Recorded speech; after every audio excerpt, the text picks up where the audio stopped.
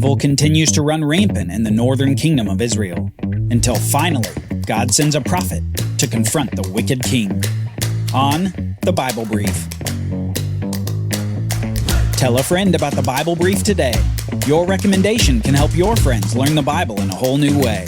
Tap share on your podcast player and share your favorite episode.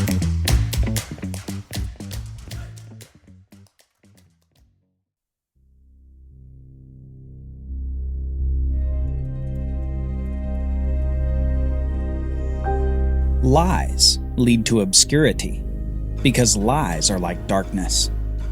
They obscure things that should be seen clearly, and they make things appear less defined than they truly are.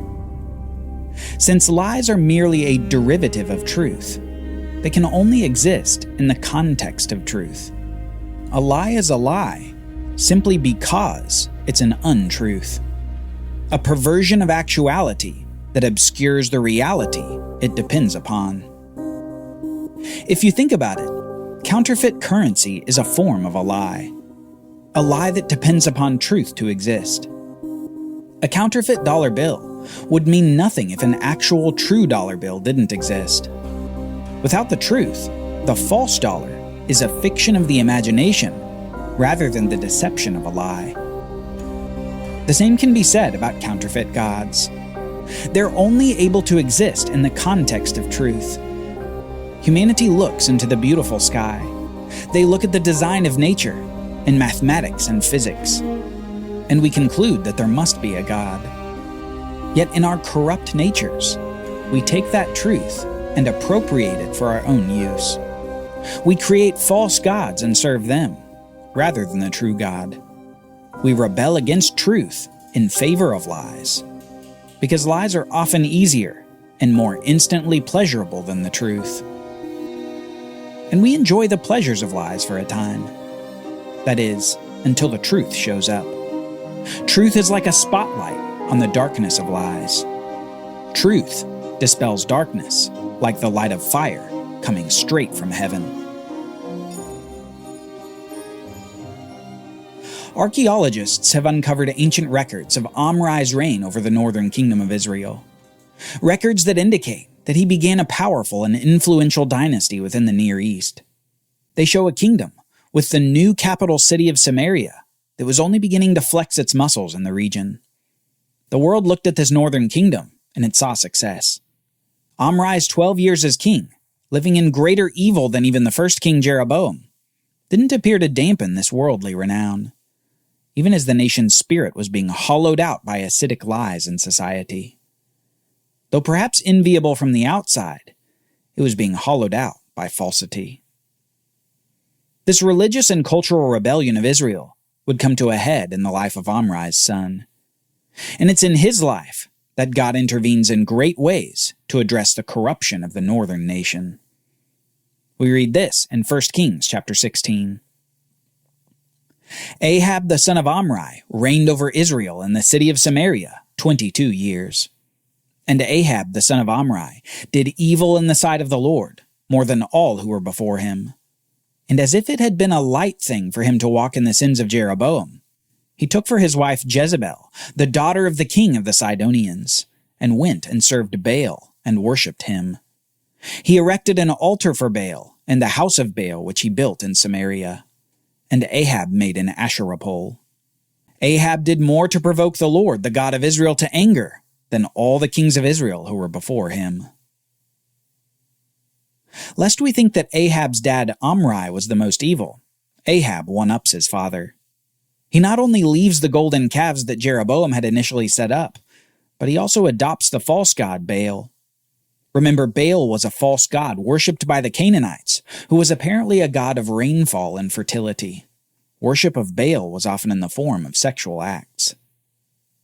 Ahab's wife was instrumental in his further turn from Yahweh.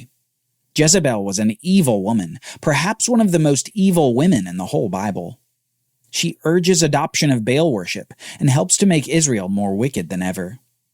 Baal worship in a new Baal temple, Asherah poles to worship the supposed wife of Baal. Ahab and Jezebel are quite the couple. It's in the midst of this perverse evil that truth begins to have its day. when God sends a prophet to speak to Ahab, a prophet named Elijah. We read this in 1 Kings chapter 17. Now Elijah said to Ahab, "As Yahweh, the God of Israel, lives, before whom I stand, there shall be neither dew nor rain for these years, except by my word." In a scene reminiscent of Moses coming before Pharaoh to announce the plagues upon Egypt, Elijah comes to the king of Israel and announces a great drought. No dew, no rain, and by extension, dead crops, until Elijah says otherwise. You have to wonder how Ahab took this news. Was he so far from God, so drowning in lies that he initially ignores the prophet? Was his heart so hardened by his own rebellion that he refused to believe Yahweh's message? The only clue that we have is perhaps in what God tells Elijah to do next. He tells him to hide, apparently from the wrath of a king who hates Yahweh and hates Yahweh's prophets. Next we read this. And the word of the Lord came to Elijah, "Depart from here and turn eastward, and hide yourself by the brook Cherith, which is east of the Jordan. You shall drink from the brook, and I have commanded the ravens to feed you there." So he went and did according to the word of the Lord. He went and lived by the brook Cherith, that is east of the Jordan. And the ravens brought him bread and meat in the morning, and bread and meat in the evening, and he drank from the brook. And after a while, the brook dried up, because there was no rain in the land. Elijah goes from presumably living a normal life to life in the wilderness, being fed by ravens, bread and meat, and drinking water from the brook that was rapidly drying up. This should remind us of Israel being fed in the wilderness by God. The manna and the quail were provided for them, along with water from the rock. Miraculous provision for trying times. The prophet Elijah is a fugitive from this wicked king and queen, and soon after the brook dries up, God sends him to perhaps the place where Ahab and Jezebel wouldn't even think to look. He sends Elijah to the land of Sidon, where Jezebel was from. In Sidon, Elijah finds refuge in the home of a widow and her son. Through Elijah, God miraculously provides food for the household for many months. And more than that, after the woman's son dies, God uses Elijah to resurrect her son from the dead. The first resurrection in the whole Bible. At this point, the drought in Israel has been plaguing the land for a while, and the resulting famine was devastating to the people. But worse than that, Jezebel has been plaguing the prophets of Yahweh in Israel. Apparently sometime after the famine begins, in her searching for Elijah, she begins to systematically kill the prophets of the Lord, a specified genocide of the faithful prophets in the kingdom. In Elijah's absence, the state of Israel has gotten worse under these wicked leaders. It's in the 3rd year since the drought began that God finally calls Elijah back to Israel, and Elijah hears from another prophet of the awful happenings in the last few years, before he finally presents himself to Ahab the king. We read this in 1 Kings chapter 18, starting in verse 17. When Ahab saw Elijah, Ahab said to him, "Is it you, you troubler of Israel?" And he answered, "I have not troubled Israel, but you have, and your father Omri's house, because you have abandoned the commandments of the Lord and followed the Baals. Now therefore send, and gather all Israel to me at Mount Carmel, and the 450 prophets of Baal, and the 400 prophets of Asherah, who eat at Jezebel's table." Ahab, still rejecting Yahweh's demonstration of power over Israel's affairs, calls Elijah the troubler of Israel before Elijah corrects him. The true troublers of Israel are the wicked kings who abandon God's commands and follow the false Baals instead. But after this, Elijah begins to set up a scene with him on one side and 450 prophets of Baal on the other. He tells Ahab to send the people of Israel and the prophets to meet him at Mount Carmel. Mount Carmel will become the location of a legendary competition. So Ahab sent to all the people of Israel and gathered the prophets together at Mount Carmel. And Elijah came near to all the people and said, "How long will you go limping between two different opinions? If Yahweh is God, follow him. But if Baal, then follow him." And the people didn't answer him a word. Then Elijah said to the people, Even I only, am left a prophet of the Lord, but Baal's prophets are 450 men. Let 2 bowls be given to us, and let them choose 1 bowl for themselves, and cut it in pieces and lay it on the wood, but put no fire to it. And I will prepare the other bowl, and lay it on the wood, and put no fire to it. And you call upon the name of your God, and I will call upon the name of Yahweh, and the God who answers by fire, he is God. And all the people answered, It is well spoken. Elijah effectively says, let's have a little competition. Let's see whose God answers prayer. Let's test the truth by revealing it with fire. Elijah would prepare a bull sacrifice, and the prophets of Baal would prepare a bull sacrifice. The true God would show himself by answering with fire. So the prophets of Baal took the bowl that was given them, and they prepared it and called upon the name of Baal from morning until noon, saying, "O Baal, answer us!" But there was no voice, and no one answered. And they limped around the altar that they had made. And at noon Elijah mocked them, saying, "Cry aloud, for he is a god. Either he's musing, or he's relieving himself, or he's on a journey, or perhaps he's asleep and must be awakened." And the prophets cried aloud and cut themselves after their custom with swords and lances until the blood gushed out upon them. And as midday passed, they raved on until the time of the offering of the oblation. But there was no voice.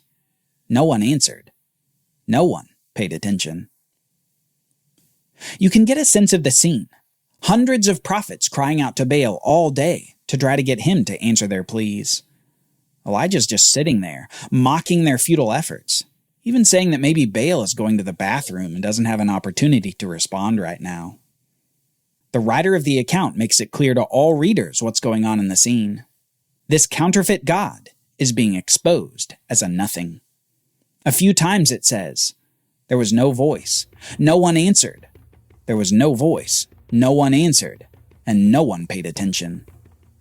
Baal is a no one, a nobody, and a nothing. Baal doesn't exist. Then Elijah said to all the people, "Come near to me." And all the people came near to him, and he repaired the altar of the Lord that had been thrown down. Elijah took 12 stones, according to the number of the tribes of the sons of Jacob, to whom the word of the Lord came, saying, "Israel shall be your name." And with the stones he built an altar in the name of the Lord. And he made a trench about the altar, as great as would contain 2 seahs of seed. And he put the wood in order, and cut the bowl in pieces, and laid it on the wood. And he said, "Fill 4 jars with water, and pour it on the burnt offering and on the wood." And he said, "Do it a second time." And they did it a second time. And he said, "Do it a third time." And they did it a third time. And the water ran around the altar, and filled the trench also with water. Elijah is doing something here that we need to appreciate. He's setting up his sacrifice so that it would be impossible to combust without a miracle.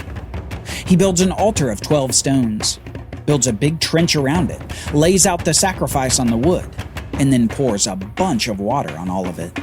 So much water that it soaks everything and fills the trench. Without God's intervention, there's no way that this would catch fire on its own. Then Elijah begins his prayer. And Elijah the prophet came near and said, "O Lord, God of Abraham, Isaac, and Israel, let it be known this day that you are God in Israel, and that I am your servant, and that I have done all these things at your word.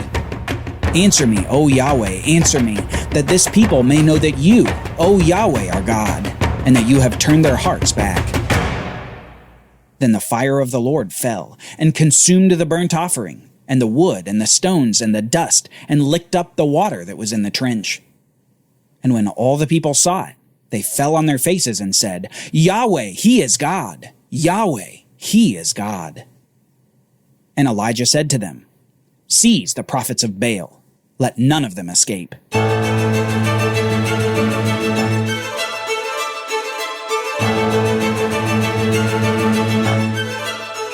Join us next time as wicked Jezebel continues her vendetta against Elijah before a new prophet rises to take Elijah's place. The Bible Brief is brought to you by the Bible Literacy Foundation, dedicated to helping people like you learn the Bible.